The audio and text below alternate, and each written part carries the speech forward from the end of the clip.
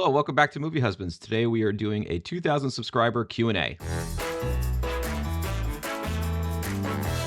So Matt, you excited? Yes. I didn't expect you to start. Why? Because I'm used to having the trailer footage.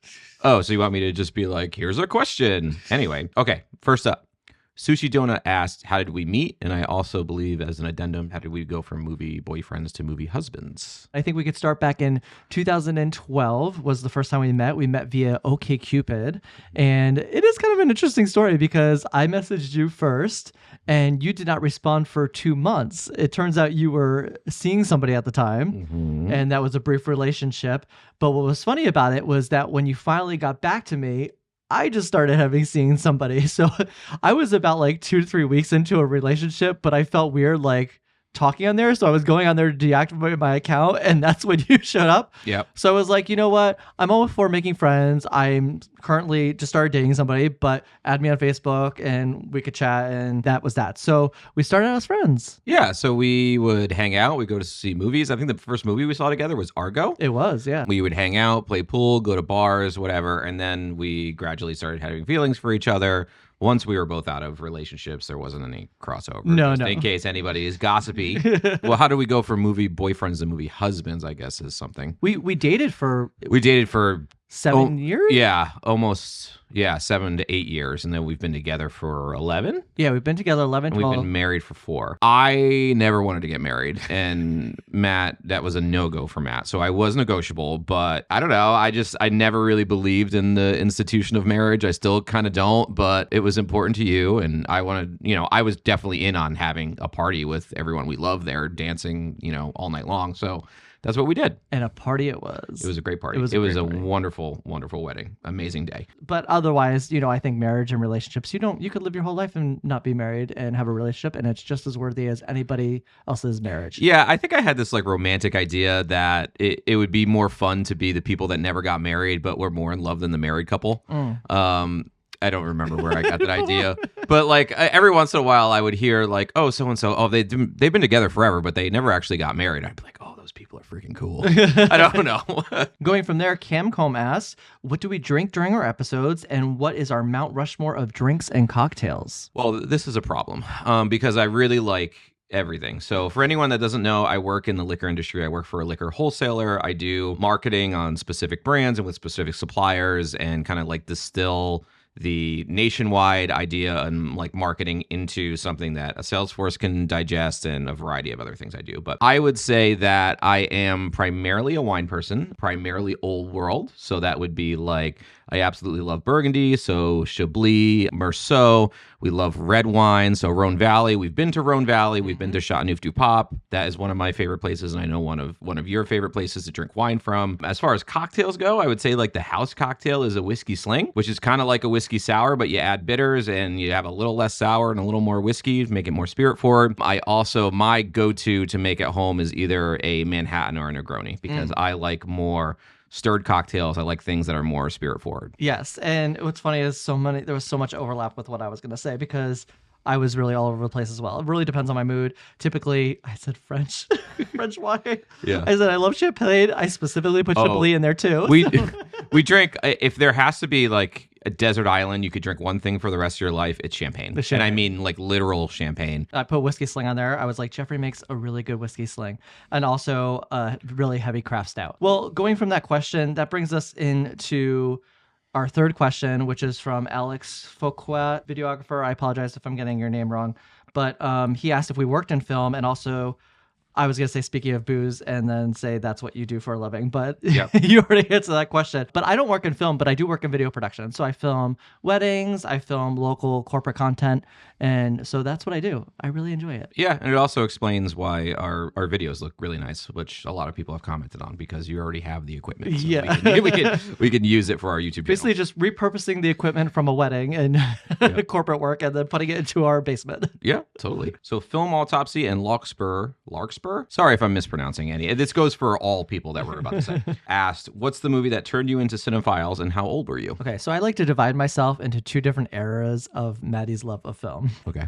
I have my first era that I would say existed before about 23 years old of age. That would be my more mainstream movie loving self. 23 and after, roughly around when I met you, would be my independent art house cinema side that came out. I think these two still exist to some degree together today. I still love a lot of mainstream movies. You know, earlier me, when I was really young, I really loved Wizard of Oz. I really loved Disney and Pixar movies. I was obsessed with Beauty and the Beast, and I still am today. And also, I was really obsessed with like the behind the scenes features of Pirates of the Caribbean movies. Yeah. I know that might seem odd, but like the special features, they like take you like through all the mountainous regions that they're filming in. They built like an entire controlled water area where they could literally manipulate the ships, which I thought was just fantastic. I watched that and I was just like, I want to be in film somehow or in some way. I've been obsessed with film for basically as long as I can remember. And when I was really young, I always had like offbeat taste for my age. So for instance, like one of my favorite movies when I was really young was Beetlejuice when I was like 5 years old. Saying this retrospectively, this is not something I totally understood at the time. There was something like dark and cynical and otherworldly about Beetlejuice that just really appealed to me as a kid. But at the same time, it did have and continues to have to this day kind of this like childlike quality about it that's really fun to watch and quite funny, but at the same time explores death and spirituality in some fun ways. I would say when I was about 11 years old, I got a library card, or I probably had a library card, but I started utilizing it better. And I started renting films from the library, and I rented Pulp Fiction. And Pulp Fiction was really the movie that altered my perspective when it came to film. I watched it, and just the way that it mixed up the storylines in ways that would click together felt really innovative and interesting. I'd never seen that done before. Just the simple idea that two people could be talking and smoking in a diner and talking about these various pop culture things that ultimately don't amount to anything that really matters in the plot, I thought was really revolutionary. Just the way it looked, like I hadn't been exposed to a lot of independent films. It was so deliberately non-flashy in the way that it was made. And that started me on this trajectory of film history. So then I started watching like The Godfather, really getting my film education that way, and at the same time looking for alternative films that were coming in at the time. So I think I've mentioned a couple times that like Punch Drunk Love was a very formative film for me because I saw it when it came out in 2002 or 3. I didn't know why I liked it. I knew it was alternative and I knew it was weird. The music would meld with the camera work and how the camera work would like swing around. I was so used to mainstream filmmaking that I didn't know that you could do that in films. So again, before I could clearly explicate why I liked it, there were all of these films that I just started falling in love with. So anyway, that takes us all the way through till I would say the pandemic. And then in the pandemic, I became like a full-on Criterion bro. I was half a Criterion bro before, but once I got Criterion Channel, because we all had this extra time on our hands, I was finding myself watching like a foreign film almost every day and got this really radical education in foreign film that I hadn't gotten before. All of the like Criterion name drops, I may have sound like I've known them forever, but you know, Tarkovsky and Bergman are relatively new in my film world, meaning like the past 4 or 5 years. Going from that, and this might have a little bit of overlap, but AK Bangton asked, what are some of our favorite movies of all time? I always say that it's Pulp Fiction for the reason that I said before. That movie just found me at the right time that I'm not sure will ever be unseated. Some other films that I really love. Arabato is an amazing film, or it translates as Rapture. That's a film I watched about a year ago that I think is incredibly innovative. One of the coolest discoveries I've ever made in film, no joke. Once Upon a Time in Anatolia, last year in Marienbad, La Notte, We Need to Talk About Kevin, The Long Day Closes, one of my absolute favorite films from Terrence Davies, The Texas Chainsaw Massacre, All That Jazz, Who's Afraid of Virginia Woolf, Eternal Sunshine of the Spotless Mind, Jackie Brown, Stalker, Cries and Whispers, Eyes Wide Shut, In the Bedroom, a lot more. Follow me on Letterboxd. Wow. And sort it by, you know, what I give the highest rating, and you'll probably see even more. Oh my gosh, I completely condensed my list to try to fit into the... That's fine. I also watch a lot more movies than you do. You do. You watch a lot more films than I do. And that's just because I just don't have the time. I would say, for me, Wizard of Oz, Her, Before series, a lot of things are very similar. Sister Act, I love Sister Act. If I'm sick at home one day and I just need something to watch, I turn that on immediately. Away We Go. I absolutely love a movie called Beautiful Thing, which is a gay coming of age film from England. It was one of the formative movies in my coming out. Also on Criterion Channel. And then I also did a separate thing for animated films because I feel like animated films don't really get mentioned a lot when it comes to like favorite movies of all time. So I said Beauty and the Beast and WALL-E and Inside Out and pretty much every Miyazaki film, but particularly Kiki's Delivery Service. TT Realtor asks, what would your profession be if money was no object? This is an easy one. I would be a film reviewer. I've basically wanted to be a film reviewer since I was like 6. Yeah, you actually had this moment where you made a blog that was pairing liquor with movies. So Yeah, it was called the Movie and Booze Review. Review. Anyone that's watching this who knew me in high school, I would review every movie that I saw on Facebook. I mean, I actually really love what I do. I don't think I would change much about what I do now. If I had more money, I would just buy more equipment because I'm a sucker for camera gear. I absolutely love buying equipment and buying lights and different cameras and lenses. I would probably just buy more equipment to do what I already do. But I might cut down my actual workload and I'd like to focus more on this. If anything, you would change like some of the things you film, but not really film in general, right? Yeah. Yeah. Not So at all. That's cool. Next up from Lose111, they asked, what are your favorite movie soundtracks? You can attest to this. I'm pretty sensitive to soundtrack. It's a common thing that we go see a movie and there's a song that I like in it. I'm also a big lover of music, so I don't want to sound like a jerk, but a lot of times when they're using music in a film, it's a song I know already. And I'm like, oh yeah, I love that song. And I'll put it on our ride home. Yeah. So for instance, ever since Civil War, I've been on this big kick of Sturgill Simpson and De La Soul. But a couple other ones, All That Jazz, great movie. I think I mentioned that in my favorite film thing, but just absolutely amazing soundtrack. Like they're using music that already existed to integrate it into the fact that it's a musical and all of the actors are performing it. The way that those songs engage with the thematic material of the film is just amazing. I need to find that on vinyl. Anything Tarantino's really good for a good soundtrack. Same with Paul Thomas Anderson. Some more obscure ones or like Criterion Bro ones, A Band Apart, the Godard film. Absolutely amazing jazz soundtrack. I've been trying to look for that actually. Some of them are famous and you can find them on streaming platforms, but some other songs I haven't been able to recognize. Elevator to the Gallows, one of the only films that Miles Davis scored. Absolutely amazing soundtrack. Not to be boring, but Guardians of the Galaxy, kick-ass soundtrack. It's great.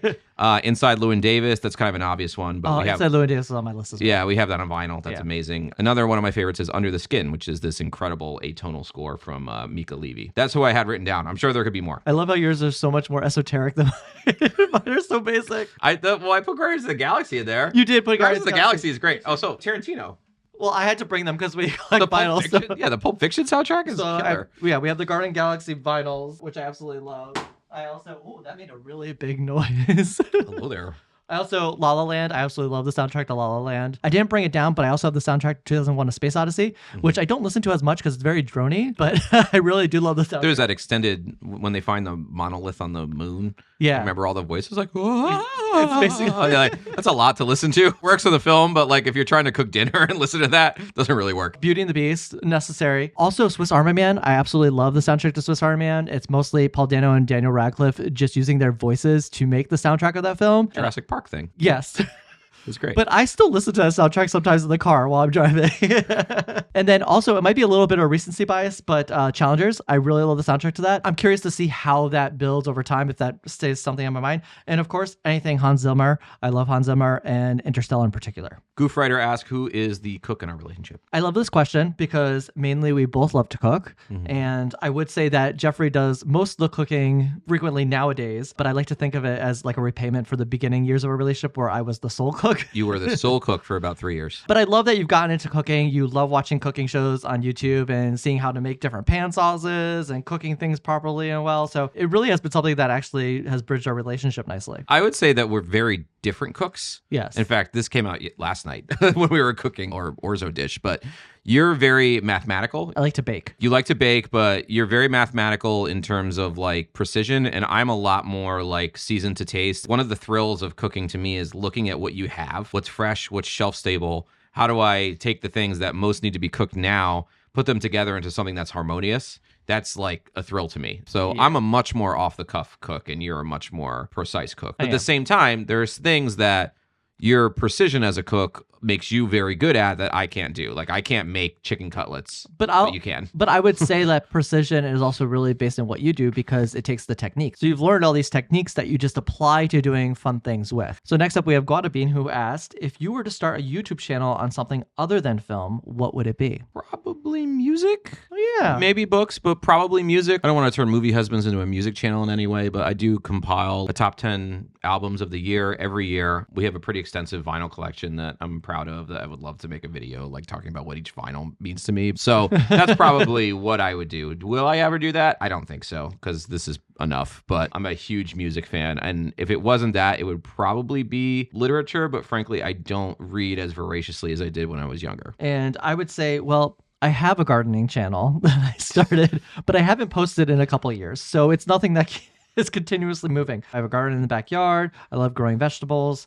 And if I ever got that channel going again, I would probably merge it with a cooking thing because we love to cook together. So I would love like growing in the garden and then taking that stuff and putting it into meals and cooking together. You like to cook together. Be like food husbands.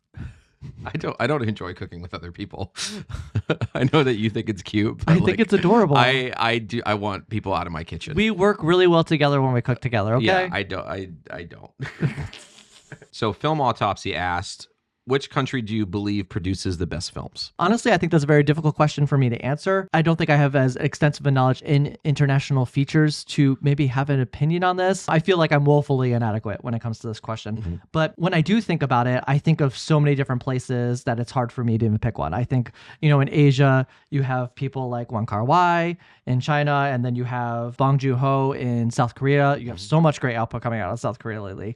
And then I also think of Asghar Farhadi in the Middle East. Mm-hmm. And then, of course, Europe. You have Europe. I think there's just so much great film around. It's hard for me to even pick. Hit the Road from a couple of years ago. Yeah. Panar Panahi. I'm really all over the map on this. Like, I love Romanian films. I love South Korean films. But I think I'd probably have to go with France just because of the output, the massive influence that the French New Wave had in, like, the rest of the film world in the 50s and 60s. And even to this day, I think that there are more French films in contention every year for Oscars or for top 10s or for critical acclaim than just about any other country. And I think the reason for that is because they have this long tradition of innovating within their films and it kind of like rippling out to the rest of the world. I don't want to like undermine any. I feel bad picking just one because especially like Romania, a lot of Romanian films, I don't know if I've ever seen a Romanian film that I didn't like. They have like this very precise, sad style that I completely identify with. But anyway, it seems like French films are kind of the dominant one for me. So from here, both Film Autopsy and Just One Reader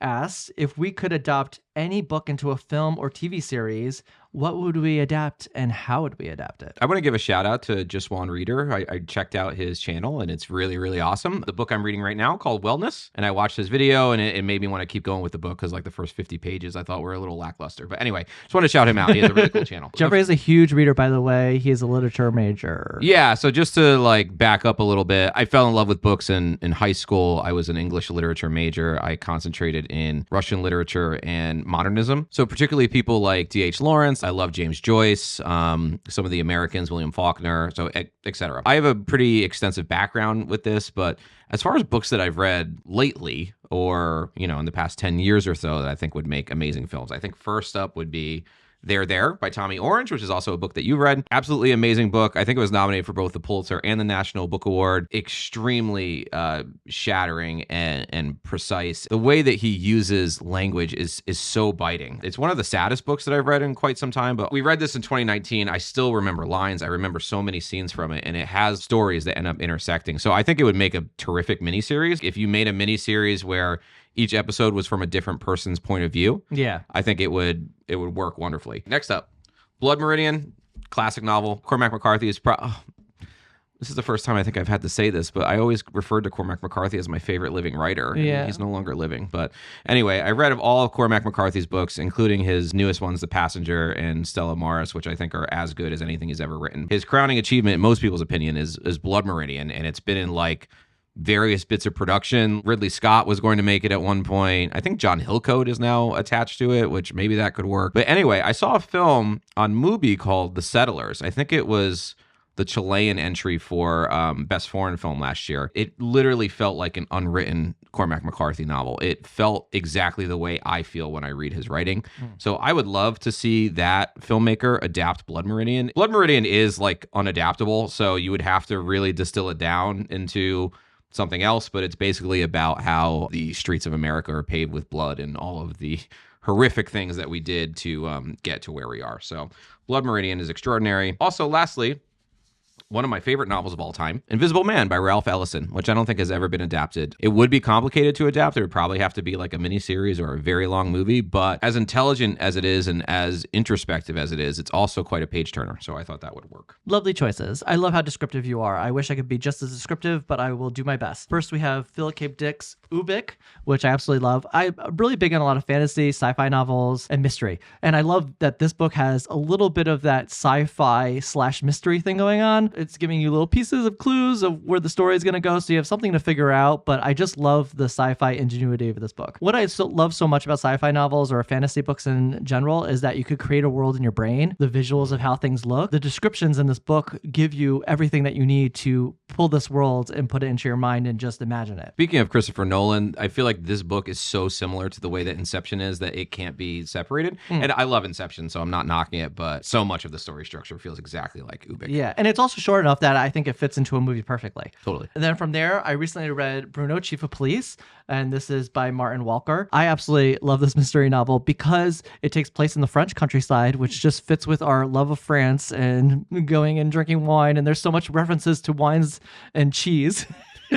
All these people do in this book, it's like a little village and there's a murder, and this chief of police has to assess everybody that he knows in town to see who did this. So I love that it's a very grounded type of mystery novel, and it has a lot of politics in it, and it has a lot of humor and wit to it. So I really love this book. I think this would make a great miniseries. The chapters easily fit into narratives of different episodes. That sounds really good, but I want some cheese now. Cheese would be good. And then lastly, I have Less by Andrew Sean Greer. How do I describe this book? Okay, let me think about this for a second because I didn't really think about this in advance. Self-deprecating humor. Self-deprecating humor. I love the travel aspect of this. I would make this like a miniseries.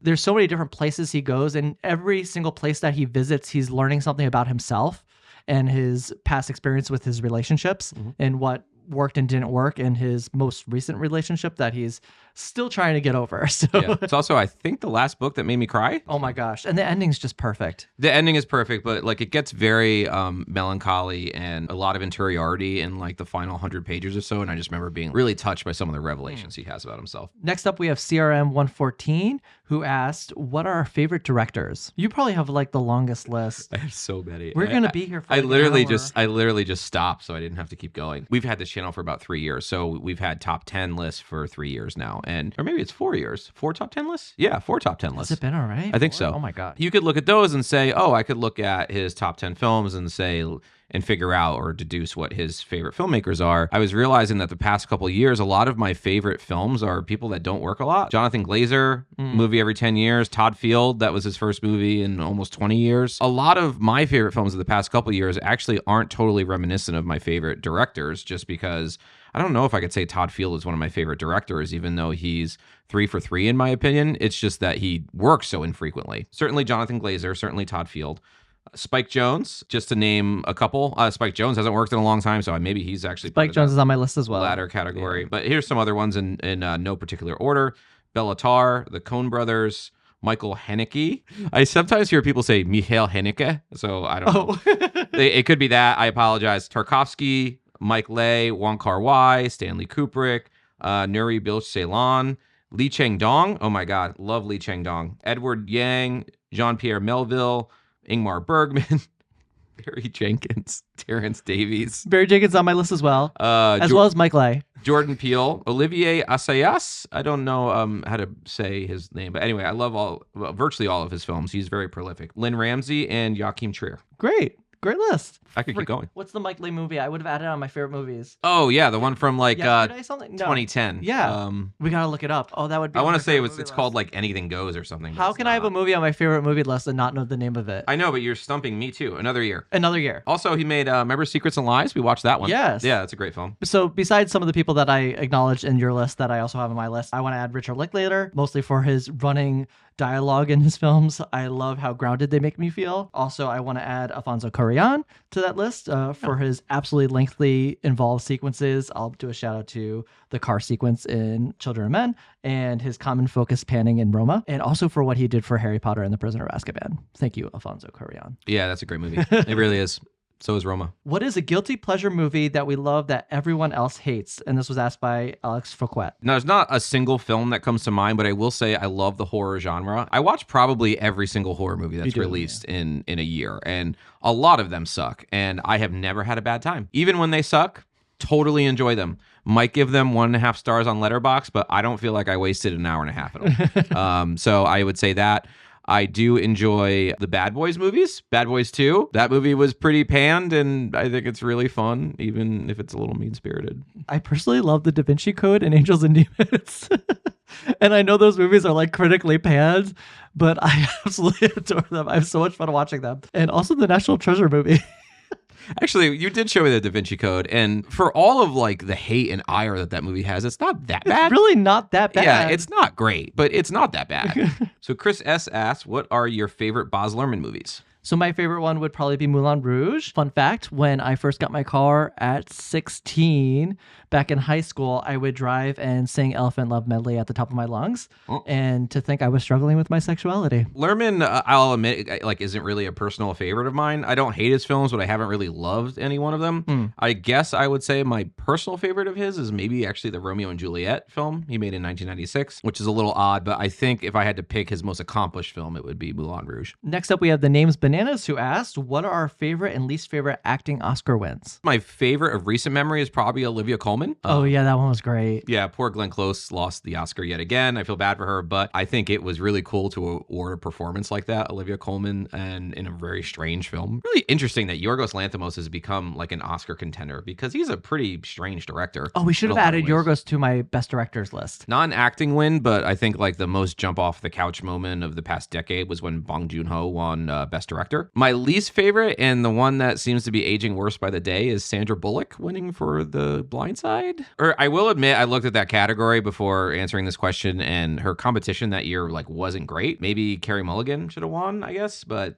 not great competition. Also, Anne Hathaway. I love Anne Hathaway, but she won for Les Miserables over Amy Adams for The Master. Amy Adams in The Master is like weirdly like one of the best performances in that movie, even for as understated as it is. So I would say Emma Stone this most recent year for Poor Things. I was really excited about that one. And this is because you hate Lily Gladstone. That is not correct? true. This has nothing to do with the war. Why is everybody making everything a war between women?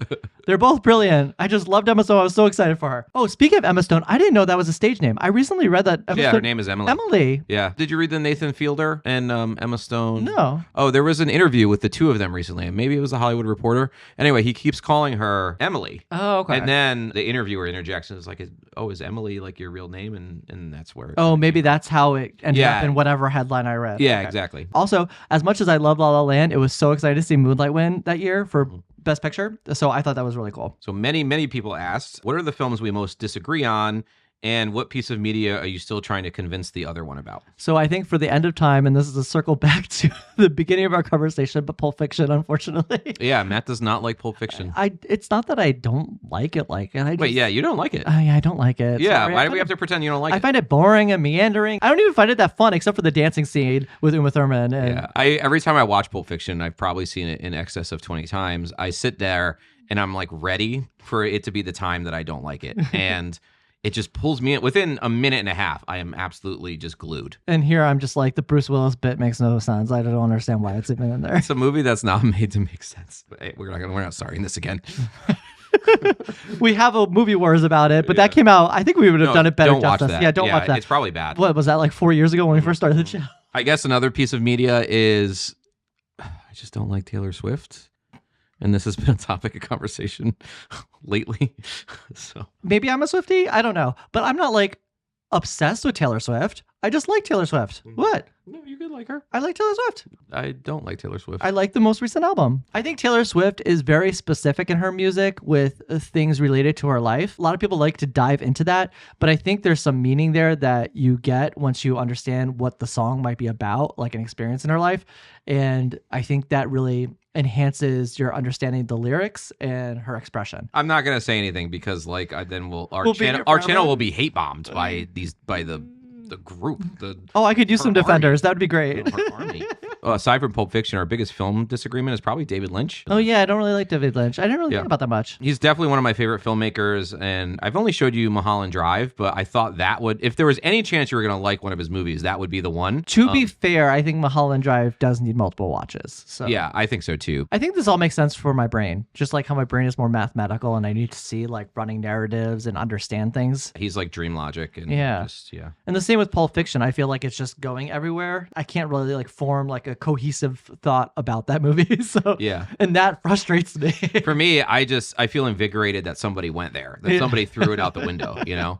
And the final question of this wonderful Q&A episode, we have George Knuckle. I apologize if I'm pronouncing your name wrong. What are our favorite and least favorite theater-going experiences? One of my favorites actually recently was Poor Things, because we saw it in Film at Lincoln Center during the New York Film Festival. We've never seen a movie with that many people in the theater. Yeah, it was like almost 1,500 people. Charlie Kaufman was there. The lead singer, David Byrne was there from Talking Heads. It was wild. Crazy star-studded crowd. Oh, Noah Baumbach and Pedro Almodovar was there. So it was just really cool, and the crowd loved it. We really liked the movie, but just the like thunderous applause, people standing. It was really cool to see that with a crowd that was that into it. And, you know, when we go see art house movies, it's usually like a tiny little theater and us and a couple other people. So it was cool to see. Another one that's more of a throwback was I saw Lord of the Rings, The Return of the King on opening night, and a lot of the things that happened, like when they killed the Witch King and all these different things, you know, all of these resolutions that happened in that film. Lots of applause, people just loving it. I remember that as a very positive experience. Least favorite. Do we have the same least favorite? There's this movie that we saw in which these kids kept running into First the Man. theater. That's my least favorite. And they kept running into the theater Yeah. and they kept talking and making a ruckus. You shouted at them. I did shout at them. Well, because at some point it does not work. Like your movie experience is completely ruined when kids, like I feel like that old man is just like, these damn kids, but it wasn't like that. It was No, like, it was bad. they were like hop jumping theaters, so they would leave when they got yelled at. They would leave the theater and then come back like minutes later in the front row, just pointing at the Screaming, screen, yelling, screaming. It was just completely belligerent. Belligerent. Yeah, but that was my least favorite theater going experience. Yeah. And it wasn't because of the theater, it was because of those Yeah. kids. But going from there, some of my favorites were her. We saw that with her friend Michael, and there was like 3 other people in the theater. That was such a great experience because all 3 of us had felt that movie so deeply. What we just saw was just like a life-changing experience in some way to all 3 of us at that moment. Harry Potter and the Order of the Phoenix. I remember I was next to my best friend Shauna. The end final battle sequence that happens in the Ministry of Magic. Like we were just like opening night. We're just sitting there. Dumbledore and Voldemort are fighting and having their wizard duel, and we're literally shaking in our seats next to each other. I would say Endgame for like the audience reaction. And also, I want to put I Love Simon in that as well, because that was just a theater full of queer people that were just enjoying a cute little love story. Just having that movie there for the community and just that experience as a whole group of people there for like the same reason and enjoying it for the same reason, I thought was just lovely. You know, actually, you made me think of one more that I want to mention, which was the same friend that we were talking about with her, Michael. I saw The Tree of Life with him. It's a film that obviously deserves to be talked about because it's quite avant-garde and it's some of its meanings aren't obvious at the time that you're watching it. So we just walked around in like downtown and we must have talked for like an hour, and we were just walking on the streets discussing the movie, and that was really cool. All right, so that's it for our first Q&A. We want to thank you all for leaving your questions. We really appreciate it. We had a great time going through this, I think, and we hope you enjoy all the future content to come. Thank you guys for watching, and we'll see you next time.